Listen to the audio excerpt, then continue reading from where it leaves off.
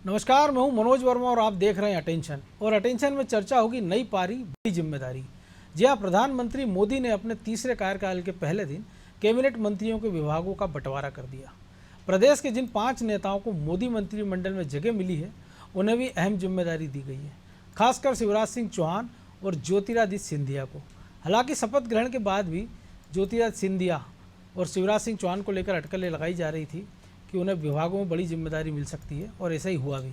उन्हें जो विभाग दिए गए हैं उसको लेकर कांग्रेस अब बीजेपी में निशाना साध रही है। लेकिन सवाल ये है कि केंद्र में प्रदेश के बढ़ते इस कद के क्या मायने निकाले जाएं और मोदी की कसौटी पर कौन कितना खरा उतरेगा। आज इन्हीं सवालों के आसपास चर्चा करेंगे, लेकिन पहले रिपोर्ट देखिए।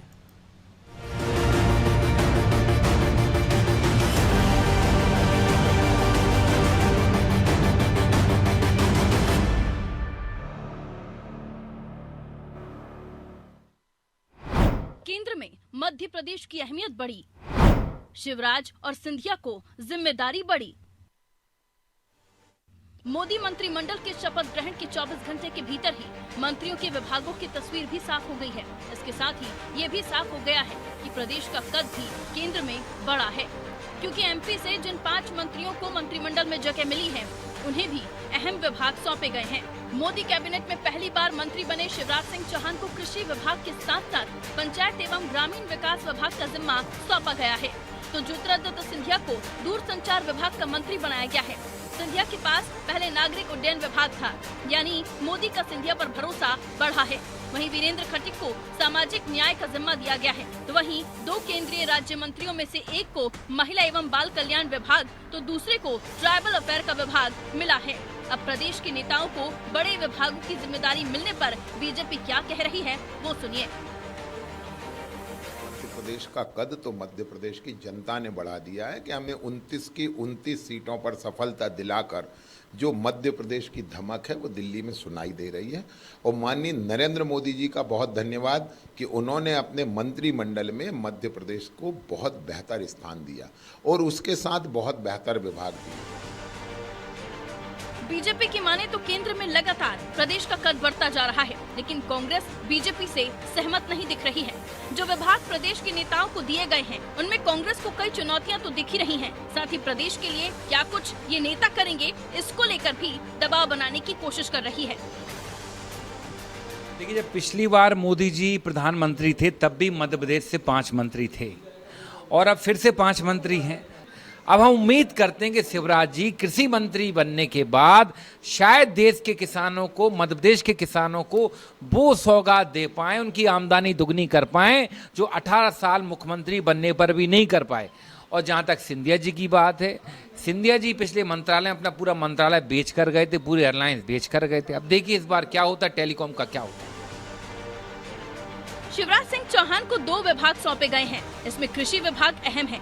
हालांकि उनसे पहले प्रदेश के सीनियर नेता नरेंद्र सिंह तोमर भी कृषि मंत्रालय की जिम्मेदारी संभाल चुके हैं, लेकिन इस बार शिवराज और सिंधिया के सामने चुनौती थोड़ी अलग है।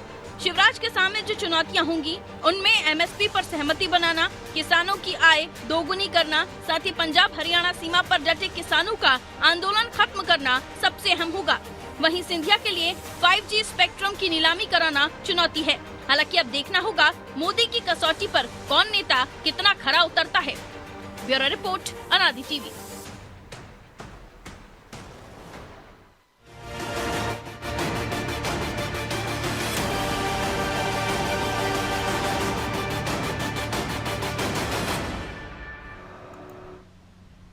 तो इसी मुद्दे को समझेंगे वरिष्ठ पत्रकार रंजन श्रीवास्तव और हमारे सहयोगी प्रभु पटेरिया के साथ। बहुत स्वागत है रंजन जी आपका। तो नमस्कार आपको भी, प्रभु जी को भी। तो जो उम्मीद की जा रही थी, अब मंत्रालय का विभागों का बंटवारा भी हो गया है, और जो उम्मीद की जा रही लगातार, क्योंकि सबसे बड़ी चुनौती किसान, मोदी सरकार के लिए भी और शिवराज सिंह चौहान के लिए भी। जी देखिए, जब बात होती थी पहले भी कि शिवराज जी को दिल्ली ले जाया जाएगा, तो बार बार बात होती थी कि कृषि मंत्री बना के बुलाया जा रहा। खैर उस बात की कोई पुष्टि नहीं हो पाई, लेकिन चूंकि मध्य प्रदेश में कृषि के क्षेत्र में काफ़ी काम हुआ, कृषि कर्मण पुरस्कार नेशनल लेवल पर शिवराज जी के कार्यकाल के दौरान 5 या 6 बार लगातार मिला है, तो ये था कि मध्य प्रदेश में काफ़ी काम हुआ है। अब एक मौका है शिवराज जी के लिए। कई बार होता है कि आप कुछ नहीं चाहते हैं, लेकिन ईश्वर आपको मौका देता है। तो मुझे लगता है कि मध्य प्रदेश में जो काम हुआ है उसको नेशनल लेवल पे बढ़ाने का, खासकर बुंदेलखंड आपके राज्य में भी है, उत्तर प्रदेश में भी है, उसका विकास बहुत महत्वपूर्ण हो जाता है। बिल्कुल मुझे लगता है कि, और दूसरी बात जो किसानों की आय दोगुनी करने का जो सबसे बड़ा चैलेंज है मनोज जी आज के डेट में, मुझे लगता है किसानों का है सरकार के लिए। अगर किसानों की आय दोगुनी हो जाती है, एमएसपी मिल जाता है, उनको प्रोडक्ट का सही रेट मिल जाता है प्रोड्यूस का, तो इससे बड़ी विजय हमारे ख्याल से किसानों की और दूसरी कुछ नहीं हो सकती है। तो बिल्कुल शिवराज जी के कंधे पर बहुत बड़ा दायित्व है, और मुझे लगता है कि जो है का अनुभव है, जो उन्होंने काम किया, जैसे जो सिंचाई का क्षेत्र है उन्होंने बढ़ा के 47 लाख हेक्टेयर किया, उसको 80 लाख हेक्टेयर ले जाना था। तो बहुत बड़ा मौका है शिवराज जी का एक कद बढ़ाने का, और साथ में किसानों के लिए बहुत कुछ करने का उनके पास मौका है। बिल्कुल। तो प्रभु जी मौका बड़ा है और चुनौती भी बड़ी है, क्योंकि किसानों की नाराज़गी हम देख रहे हैं अभी भी सिम्बू बॉर्डर पर वो टिके हुए हैं। और बीजेपी को जो नतीजे हमने देखे, उत्तर प्रदेश की बात करें, हरियाणा की, पंजाब जहाँ खाता भी नहीं खुला लंबे समय बाद, हरियाणा में सीटें आधी हुई हैं। तो ये बड़ी चुनौतियाँ हैं। और जो मोदी जो सुधार को करना चाह रहे थे पिछले कार्यकाल में, और नरेंद्र सिंह उसको अंजाम नहीं दे पाए, तो शायद शिवराज सिंह चौहान का थोड़ा लचीला रुख उसमें काम आएगा। और जिस प्रकार वो जुड़ गए कि विभागों का बंटवारा होता है, सबसे पहली खबर आती है कि उन्होंने अपने विभाग के वरिष्ठ अधिकारियों की मीटिंग बना ली है। आज भी वो चार्ज लेते हैं तो कह देते हैं कि मैं 4 दिन 8 दिन जितने दिन तक, जब तक विभाग को नहीं समझूंगा दिल्ली नहीं छोड़ूंगा। तो 17 साल के एक मुख्यमंत्री जिनको प्रशासनिक अनुभव की कमी नहीं है, जिन्होंने किसान और महिलाओं के लिए जो काम किया पूरे देश में यादगार है, तो अब मोदी सरकार में उनके सामने बड़ी चुनौती और क्या हो सकती है?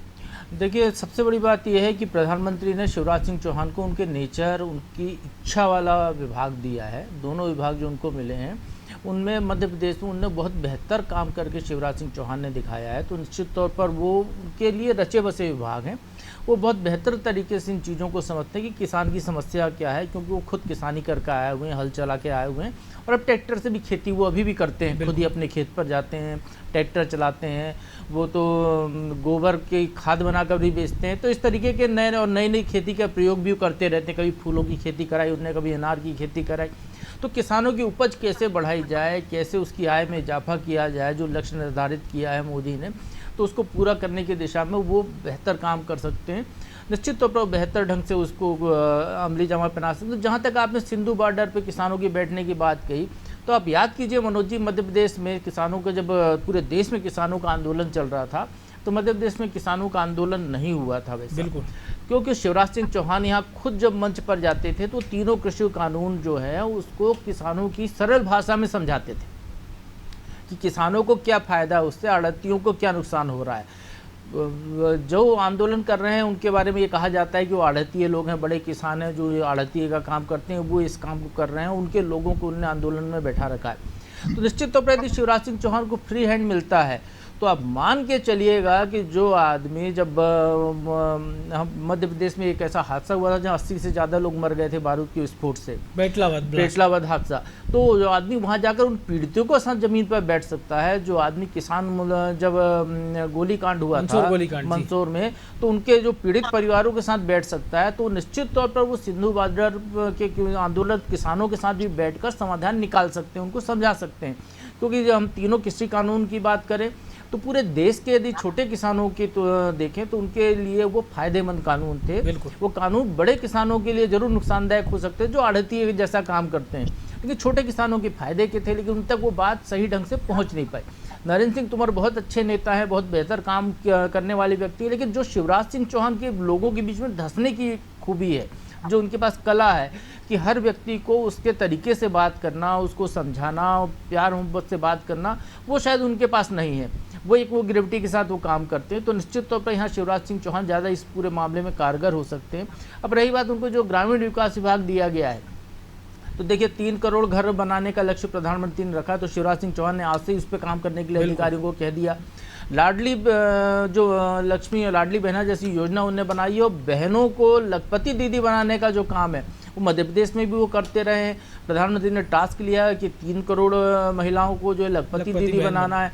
तो निश्चित तौर पर शिवराज जी की रुचि का काम है, वो बहुत बेहतर तरीके से इसको इम्प्लीमेंट कर पाएंगे, क्योंकि मध्य प्रदेश में इन कामों को कर चुके हैं। क्या कठिनाइयाँ इसमें आती हैं, कैसे उसको दूर किया जाए, कैसे लोगों को उससे जोड़ा जाए, तो ये सेल्फ हेल्प ग्रुप वाला जो काम है उनने जो बहुत महिलाओं को लेकर किया है, तो उसके लिए बेहतर है। और जो रंजन जी कह रहे हैं कि 10 लाख हेक्टेयर सिंचाई क्षमता थी मध्य प्रदेश की, उसको 47 लाख तक पहुंचा दिया, उसको 75-80 लाख हेक्टेयर तक पहुंचाने का जो लक्ष्य लेकर जो काम कर रहे थे, किस तरीके से मध्य प्रदेश में काम हुआ है।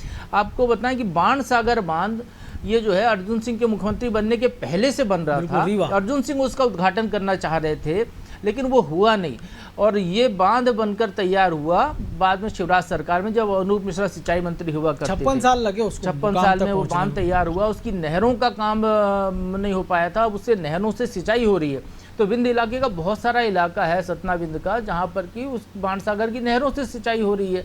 तो लगातार वो इस तरीके के काम करना, छोटे डैम बनाना, चेक डैम बनाना, बड़े बांध बनाना, सिंचाई के नए साधन उपयोग करना। और एक चीज़ और है मनोज जी, जो शायद कम चर्चा में आती है जी, जैविक खेती के मामले में पूरे देश में मध्य प्रदेश सबसे अग्रणी राज्य है। बिल्कुल रंजन जी, आपको याद होगा नरेंद्र मोदी जी ने जब बताया था इंदौर में एक कार्यक्रम में, तो हम भी आश्चर्यचकित रह गए थे कि ये क्या वाकई में मध्य प्रदेश ऐसा है, क्योंकि मध्य प्रदेश है ऐसा। बहुत सारे काम ऐसे हैं जो यहाँ पर शिवराज सरकार में या जो पिछली भाजपा सरकार ने किए हैं, तो निश्चित तौर पर उन कामों के आधार पर वो आपको लग रहा है जो भावंतर जैसी स्कीम लाए थे मध्य प्रदेश में, वो केंद्र में लागू हो सकती है, क्योंकि किसानों का एक बड़ा वर्ग उससे प्रभावित होता है। ये आपदाओं से हम देखते हैं, कभी आंधी तूफान है, बारिश है, ओला पाला है। देखिए मनोज जी, वो भावंतर स्कीम शायद मेरे ख्याल से शिवराज सरकार की जो कार्यकाल की जो इकलौती स्कीम जो सुपर फ्लॉप गई थी। कोशिश अच्छी थी, हालांकि वो दक्षिण के कुछ राज्यों ने, महाराष्ट्र ने उसको अलग अलग तरीके से अपनाया, वहाँ वो सफल रही। यहाँ जो स्कीम बनाई थी केरल ने भी उसको अपनाया। हाँ, यहाँ वो जो है सुपर फ्लॉप हो गई थी। तो हो सकता है कि उस तरीके का कोई नई कोई स्कीम लॉन्च हो जाए, क्योंकि वो जो था मूल स्वरूप वो शायद वहाँ पर काम नहीं कर पाया। वो सब्जी भाजी उगाने वाले किसानों के लिए ज़्यादा फायदेमंद स्कीम थी, बड़े किसान जो लहसुन प्याज जैसे हैं उनके लिए वो स्कीम फायदेमंद नहीं थी। तो निश्चित तौर पर कुछ नया वहाँ पर हो सकता है, लेकिन वहाँ के लिमिटेशन है। एक मुख्यमंत्री राज्य का मुखिया होता है, सर्वे सर्वा होता है, अपने हिसाब से निर्णय लेता है, अपनी नीतियां बनाता है, अपने अधिकारियों के साथ चर्चा करता है, उसमें कभी भी बदलाव कर सकता है। केंद्र सरकार के मामले में उनको जो भी नीति बनानी पड़ेगी, पीएमओ की परमिशन लगेगी, बिना उनकी सहमति की वो नीति इम्प्लीमेंट नहीं कर पाएंगे। उनको वहाँ पर बताना पड़ेगा, समझाना पड़ेगा। वो जब पीएमओ को समझ में आएगी कि हाँ नहीं वाकई ये स्कीम है, तो फिर वो पूरे देश के लिए लागू होगी, क्योंकि यहाँ पे एक राज्य और एक देश में अंतर होता है। बिल्कुल 28-29 राज्यों में से एक राज्य में आपको जब गठबंधन सरकार है तो उन सबकी सुनना है, और नहीं किसी भी राज्य उनके राज्यों के हिसाब का भी ध्यान रखना एक राज्य की परिस्थितियां अलग है, दूसरे की अलग है। हमारे यहाँ खेती का तरीका अलग है, दूसरे राज्यों में अलग है। तो निश्चित तौर पर उपज भी अलग अलग होती है, कहीं धान की पैदावार होती है, कहीं गेहूं की पैदावार होती है, कहीं कपास पर फोकस है, तो अलग अलग उपज हैं। तो एक जैसी स्कीम नहीं बनाई जा सकती सभी के लिए। तो उसको लेकर विचार हो सकता है, वो कुछ ना कुछ उनके दिमाग में होगा, कि उनका दिमाग तो बहुत फर्टाइल है, जैविक खेती से ज़्यादा तेज़ी से उनका दिमाग जो है उत्पादन करता है, तो कुछ ना कुछ नई चीज़ें वहाँ निकल कर आएंगी। बिल्कुल। तो रंजन जी, चुनौती तो अब सिंधिया के सामने भी कह सकते हैं। पिछली बार सिविल एविएशन मिला था, लेकिन जिस विभाग के मंत्री तो कहा जा रहा था कि एयर इंडिया ही सरकार ने बेच दिया है, लेकिन बावजूद उसके देश में जिस तेज़ी से हवाई अड्डों का विस्तार हुआ है, हम देख रहे हैं 1100 नए प्लेन का, पूरी दुनिया में शायद इकलौता देश है हिंदुस्तान जिसने 1100 एयरक्राफ्ट का ऑर्डर दिया हुआ है, जो कि आने वाले समय में डिलीवर होना है। और जो प्रधानमंत्री मोदी कह रहे थे कि मैं चाहता हूँ कि जो स्लीपर पहनने वाला आदमी हो वो हवाई यात्रा करे। अयोध्या का एयरपोर्ट देख लीजिए आप, ग्वालियर का एयरपोर्ट देख लीजिए, या उत्तर प्रदेश में जो 3-3 एयरपोर्ट बन रहे हैं। तो अब टेलीकॉम में भी बड़ी चुनौती होगी, और ऐसा नहीं कि अछूता है उनके लिए, पिछली मनमोहन सरकार में वो रहे हैं इसमें। तो अब जो बीएसएनएल की जो सर्विस है, सबसे बड़ी चुनौती यही है मुझे लगता है कि बीएसएनएल जो डूबता हुआ जा रहा है उसको उबारना सबसे बड़ी चुनौती मुझे दिखाई दे रही है। जी रंजन जी। नहीं, प्रभु जी की बात सही है, मैं वही कहने जा रहा था कि सबसे बड़ा चैलेंज देखिए, एक जो चीज़ है एविएशन लोगों को जोड़ता है, वैसे दूरसंचार भी लोगों को जोड़ता है। तो जो विभाग मिला है लोगों को जोड़ने वाला विभाग मिला है, पहली बात तो है। लेकिन दूसरी बात यह है जो प्रभु जी बोल रहे थे कि प्राइवेट सेक्टर का अत्यधिक दखल वो दखल अगर वाकई हवाई जो चप्पल पहनने वाले हैं हवाई जहाज से यात्रा कर लेते हैं तो बहुत अच्छी बात है। ये प्राइवेट सेक्टर को देखने में आया है कि जहां भी पब्लिक वेलफेयर की चीज आती है तो पब्लिक वेलफेयर में हिचक जाते हैं, वो लगातार अपना नफा और नुकसान देखने लगते हैं। बिल्कुल। तो अब देखिए, आप याद कीजिए मध्य प्रदेश में ही एक इंटरसिटी एविएशन स्कीम चलाया गया था। ये था कि उसमें फिर से लॉन्च हो रहा है रंजन जी, फिर से लॉन्च हो रहा है जी। ये था कि जो उनको यात्री नहीं मिलेंगे तो 5 या 7 सीट गवर्नमेंट उसमें कंपल्सरी रखती थी अपनी तरफ से, उसका पैसा देती थी, लेकिन वो फ्लॉप हो गया स्कीम। जैसे प्रभु जी बता रहे थे कि भावांतर का ये फ्लॉप हुआ था। तो अब ये बीएसएनएल जो मूल उसका स्वरूप रहा है, बीएसएनएल सर्विस देती रही है प्राइवेट कंपनी को। हुआ क्या, गवर्नमेंट की नीतियों की वजह से जो प्राइवेट सेक्टर बहुत आगे बढ़ गया और बीएसएनएल पीछे रह गया। अगर वर्ड यूज कर रहा हूँ, अगर सिंधिया जी ऐसा कर पाते हैं, और जैसा प्रभु जी कह रहे थे उसमें पीएमओ का भी जरूरी होता है कि आपके अपनी मर्जी चीजें नहीं होती जो राज्य सरकार कर लेती है, तो आपको पीएमओ का चाहिए, वित्त मंत्रालय का सहमति चाहिए, पूरी गवर्नमेंट इन्वॉल्व होती है। अगर ऐसा हो पाता है, बीएसएनएल अपने मूल स्वरूप में जा पाती है, उसका ढांचा फिर से खड़ा हो पाता है और एक कम्पिटिटिव सर्विस देती है, चाहे जियो हो चाहे वोडाफोन कुछ भी हो, ये बहुत बड़ी उपलब्धि मानी जाएगी सिंधिया जी के लिए, ना केवल उस डिपार्टमेंट के लिए बल्कि पूरी कंट्री के लिए बहुत बड़ा एक मॉडल खड़ा करेंगे। वो कि देखिए, एक ऐसा संस्थान जो कि नीतियों की वजह से या अपनी कार्यप्रणाली की वजह से सिस्टम फेल हो गया, कोलैप्स कर गया, उसको मैंने खड़ा कर दिया। तो उनके सामने भी जैसे शिवराज जी के सामने चैलेंज है, उनके सामने बहुत बड़ा चैलेंज है पब्लिक सेक्टर को वो साख दिलाना, उस ग्लोरी को ले आना कि जिस ग्लोरी के लिए वो पब्लिक सेक्टर जाना जाता था। लेकिन हमने देखा ना मनोज जी, मैं इसमें बोलना चाहूँगा, एयर इंडिया को जब निजीकरण होने के बाद से फिर सिविल में जो है मिनिस्ट्री के पास ज़्यादा काम नहीं रह गया, उनके पास नियंत्रण का ही काम रह गया था। लेकिन यहाँ एक चीज़ जो जिस टेलीकॉम सेक्टर की बात हो रही है, मध्य प्रदेश का उदाहरण है। यहाँ पर अर्जुन सिंह जब मुख्यमंत्री हुआ करते थे तो देश का पहला ऑप्टिकल फाइबर प्लांट भोपाल के मंडी द्वीप में लगा था, सरकारी। उस प्लांट के पास इतने ऑर्डर थे कि 6-6 महीने के एडवांस ऑर्डर उसके पास हुआ करते थे। लेकिन हुआ क्या कि जब सरकार बदली, कांग्रेस की ही सरकार हुई थी, उस दौर में एक हड़ताल हुई उस प्लांट में, चाहे कहीं षड्यंत्र के तहत हुई या जो भी हुई, क्योंकि निजी क्षेत्र भी उस क्षेत्र में, कंपनियां भी उस क्षेत्र में आ रही थी। तो हुआ ये कि वो ऑप्टेल बंद हो गई और आज देखिए रिलायंस का जो पूरा टेलीकॉम नेटवर्क खड़ा हुआ है, जिसके दम पर वो एक निजी क्षेत्र चल रहा है, या जो हम किसी भी निजी कंपनी का जो टेलीकॉम का सेक्टर देख लें, वो पूरा उसी ऑप्टिकल फाइबर पर निर्धारित है जो प्राइवेट सेक्टर बना रहा है। बिल्कुल। सरकारी क्षेत्र की कंपनी को अपनी, जो रंजन जी कह रहे हैं कि कभी आपस की जो है लेट लाली या अन्य नीतियों से उसकी वजह से डूब जाए, तो वो स्थिति है। तो यहाँ पर बीएसएनएल काम अच्छा कर रहा है, बीएसएनएल का नेटवर्क पूरे देश में। जब बीएसएनएल आया तो ये कहा गया था कि ये पूरे देश में रेलवे लाइन के किनारे इसका नेटवर्क मिलेगा, सड़क किनारे मिलेगा, लेकिन उसको जब आया, आज ये स्थिति है कि लोग उसका नाम नहीं लेना चाहते। लोग कहते थे बीएसएनएल मतलब भीतर से नहीं लगता, फिर अब लोग कहते हैं बाहर से भी नहीं लगता। इस तरीके की स्थिति हो गई, भगवान से भी नहीं लगता। और मनोज जी, पहले ये होता था कि बीएसएनएल को जो भी स्पेक्ट्रम नीलामी होती थी, पहली प्राथमिकता बीएसएनएल को दी जाती थी, उसको सस्ते रेट पे स्पेक्ट्रम मिलता था। अभी की स्थिति यह है कि हमने 4G स्पेक्ट्रम बीएसएनएल को दिया ही नहीं जब वो आ रहा था, 3G नहीं दिया हमने, 2, और अब जो है बीएसएनएल को हम कह रहे हैं कि बीएसएनएल अब 4G आएगा। जब पूरे निजी क्षेत्र की कंपनियां 5G में है, तो बीएसएनएल 4G आ रहा है। वो भी कहाँ से आ रहा है? किसी निजी क्षेत्र से लेकर आ रहा है। मतलब वो जो है उससे जो है एयर टाइम जो भी ले रहा है, वो डाटा स्पेक्ट्रम जो ले रहा है वो निजी क्षेत्र से किराए पर ले रहा है, उसको अपना डाटा स्पेक्ट्रम नहीं मिल रहा है। जबकि अभी 5G के स्पेक्ट्रम की नीलामी होनी है। तो सिंधिया जी के पास सबसे बड़ी स्थिति यही है कि वो चाहें तो हो सकता है केंद्र सरकार चाहे तो बीएसएनएल को सीधे सीधे 5G स्पेक्ट्रम दे दे, तो स्थितियों में मुझे लगता है सुधार आ पाएगा। बिल्कुल, मुझे लग रहा है कि रंजन जी सरकार भी सोच ही रही होगी, क्योंकि प्राइवेट सेक्टर का जिस प्रकार से हम देख रहे हैं टेलीकॉम सेक्टर में कि बड़े ऑपरेटर अब कुछ गिनती के खिलाड़ी बचे हैं, वो पूरा उनका कब्जा होता जा रहा है। तो हो ये रहा है कि जो सस्ती सेवाओं की बात थी वो धीरे धीरे बढ़ोतरी होती जा रही है कि आपने जो अनलिमिटेड कॉल्स है या दूसरे आपने जो हिडन एजेंट चार्जेस हैं वो जुड़ते जा रहा है। तो ये एक बड़ी चुनौती सिंधिया के सामने तो ये रहेगी। सही रंजन जी? मनोज जी, जो प्राइवेट सेक्टर का कल्चर है या जो नेचर है वो पब्लिक वेलफेयर से नहीं चलता है, वो शुद्ध प्रॉफिट और लॉस देखता है अभी तक जो देखने वाला है।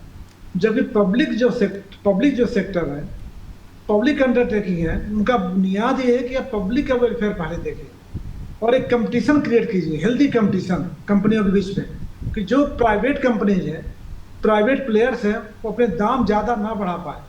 अगर बीएसएनएल सोचिए, जो प्रभु जी 5G की बात कर रहे थे, अगर 5G होता, इफेक्टिव होता, तो अचानक जो आपने कहा अंधाधुंध दाम बढ़ गए, पहले बहुत सस्ता देंगे कोई चीज़, अचानक दाम बढ़ा देंगे। प्राइवेट बैंक का देख लीजिए, वो शहर में सीमित रहेंगे, गांव में नहीं जाएंगे, और वही हालत है दूरसंचार का भी है। तो अगर बीएसएनएल मजबूत होता है, कम्पिटिटिव एटमॉस्फेयर क्रिएट होता है, सस्ती सर्विस पब्लिक वेलफेयर पहले देखेगा, तो जो प्राइवेट प्लेयर्स हैं अपने दाम कम रखने को मजबूर होंगे, और उससे हमारा जो पब्लिक सिस्टम है वो मजबूत होगा। तो देखने वाली बात वही है कि दोनों जो इनका काम है, ज्योतिरादित्य सिंधिया जी का, अगर मैंने जैसे पहले कहा था, अगर बीएसएनएल को मजबूत कर पाते हैं, जैसा प्रभु जी कह रहे हैं 5G सरकार दे सकती आ जाती है, तो उनका नेटवर्क पूरे देश भर में है। मुझे याद है मनोज जी, मैं तो इंदौर में रहता था और मैं झाबुआ धार कवर करता था उस समय, जो उसमें रिपोर्टर्स को जिले मिले हुए थे, तो मैं इंटीरियर में रहता था, एक फ़ोन बीएसएनएल का रहता था, कहीं भी चले जाएंगे, गांव देहात कस्बे में जाते थे हम लोग, तो बीएसएनएल का नेटवर्क मिलता था, प्राइवेट का नहीं मिलता था। अब ठीक उल्टा हो गया, अब बीएसएनएल जैसे भगवान से भी नहीं मिलता, बाहर से नहीं मिलता, तो सिस्टम खराब कैसे हुआ? आखिर बीएसएनएल तो खराब नहीं किया होगा ना, नीतियों से खराब हुआ होगा, वर्क कल्चर से खराब हुआ होगा, उस पर सरकार ने ध्यान नहीं दिया होगा, एक्शन नहीं लिया होगा। तो अगर सिंधिया जी ऐसा कर पाते हैं, वर्क कल्चर को रिवाइव कर पाते हैं, गवर्नमेंट की पॉलिसी ऐसी आती है कि हेल्दी कंपटीशन तैयार होता है, तो मुझे लगता है कि प्राइवेट प्लेयर्स भी अपने लिमिट में रहेंगे, वो एक्सप्लॉयटेशन पब्लिक का नहीं कर पाए। बिल्कुल। तो एक और चीज़ है ना प्रभु जी, इसके बाद जो हम कह रहे हैं कि गांव-गांव जो ब्रॉडबैंड पहुंचाने की बात है, तो एक बड़ा काम उसमें दूरसंचार विभाग के पास भी है, तो मध्य प्रदेश के गाँवों को निश्चित रूप से उसका फ़ायदा मिलेगा। और जहाँ तक वीरेंद्र खटीक के विभाग की बात करें हम, तो पिछली बार थावरचंद गहलोत के पास था, भोपाल में एक बड़ा सेंटर बनने की बात थी, शायद वो अधूरा काम पूरा हो जाए। और सावित्री ठाकुर, वो दो दुर्गादास हुई के दोनों राज्य मंत्री जरूर हैं, लेकिन विभाग उनके पास भी महत्वपूर्ण है, एक जनजातीय कार्य है, दूसरे के पास महिला बाल विकास, तो मध्य प्रदेश को भी इसका लाभ मिलेगा ही। निश्चित तौर पर मनोज जी, जब मध्य प्रदेश के जो मंत्री बने हैं, उनको जो विभाग मिले हैं, तो यदि वो काम करते हैं, वो अपने क्षेत्र में अपने राज्य के जो योगदान है देना चाहते हैं, तो निश्चित तौर पर बहुत बेहतर तरीके से दे सकते हैं। सामाजिक न्याय एक बहुत बड़ा विभाग है, बहुत सारी स्कीम्स उनकी चलती हैं जो गरीबों के उन्नयन के काम आती हैं, उनको आर्थिक स्थिति उनकी सुधारने काम करती हैं। तो अभी जो वीरेंद्र कुमार जी के पास जी वीरेंद्र कुमार जी के पास विभाग है, तो बेहतर ढंग से उस पर काम कर सकते हैं। थावरचंद जी ने बेहतर कोशिशें की थी मध्य प्रदेश को लेकर, वीरेंद्र खटीक जी के पास पहले भी विभाग रहा है, लेकिन वो स्थितियां हमको नज़र नहीं आई। अब यदि हो सकता है कि वो इस बारे में शिवराज जी या ज्योतिरादित्य सिंधिया के काम से प्रेरणा लें, तो हो सकता है कि वो भी यहाँ पर काम कर सकते हैं। सावित्री ठाकुर चूँकि दुर्गादास के दोनों पहली बार मंत्री बने हैं, और चूँकि गाइडेंस उनको ऐसे नेताओं का मिलने जा रहा है जिनके मन में मध्य प्रदेश बसा हुआ है, दोनों नेताओं के, चाहे ज्योतिरादित्य सिंधिया की बात करें या शिवराज सिंह चौहान की बात करें, तो निश्चित तौर पर यहाँ पर उन दोनों को मोटिवेशन भी वैसा ही मिलेगा। और वो अपने जो राज्य मंत्री हैं, लेकिन पावर तो उनके पास भी है, वो अपनी जब योजनाएं बनाने के लिए अधिकारियों के साथ बैठेंगे मंत्री के साथ, तो वो अपने राज्य की बात भी रख सकती हैं। तो निश्चित तौर पर मध्य प्रदेश सरकार से फीडबैक उन तक जाना ये बहुत महत्वपूर्ण है कि मध्य प्रदेश की क्या ज़रूरतें हैं ये उनको बताई जाएँ, मध्य प्रदेश को वो क्या दे सकते हैं वो मध्य प्रदेश सरकार को बताए। तो इस तरीके से दोनों स्तर पे समन्वय से यदि काम होगा तो बेहतर चीज़ें मध्य प्रदेश को मिल सकती हैं। कमलनाथ एक उदाहरण है हमारे पास, कमलनाथ केंद्र सरकार में मंत्री थे, मेट्रो उनने मंजूर की, जिसको लेकर आज भोपाल इंदौर में मेट्रो लड़ाई चल रही है। उनने जो सड़कों के लिए बहुत सारा फंड रिलीज किया, जब सड़क परिवहन मंत्री थे, वो जहाँ भी रहे उनने मध्य प्रदेश का ध्यान रखा। वो जब उद्योग में रहे तो उन्हें देखिए कि अब उद्योगों को लेकर काम किया, छिंदवाड़ा को एक अलग ही उनने कलेवर में खड़ा कर दिया। तो वैसे उस तरीके से काम कर सकते हैं। अपने निर्वाचन क्षेत्र के लिए कीजिए, अपने राज्य के लिए कीजिए, और इसके साथ ही पूरे देश के लिए कीजिए। तो आपका ये दायित्व है, आप लोगों को यदि जिम्मेदारी मिली है तो पहले तो अपने घर की तरफ भी ध्यान दीजिए, तो ये बेहतर काम यहाँ पे हो सकता है। बिल्कुल, तो कह सकते हैं कि चुनौती बड़ी है और जिम्मेदारी बड़ी है, और अभी वक्त क्योंकि अभी शुरुआत है तो उसके जो आगे वाला परिणाम होगा उस पर भी नज़र रखेंगे। बहरहाल वक्त इतना ही था, बहुत धन्यवाद आपका। तो निश्चित तौर पर बड़ी नई पारी है, बड़ी जिम्मेदारी है।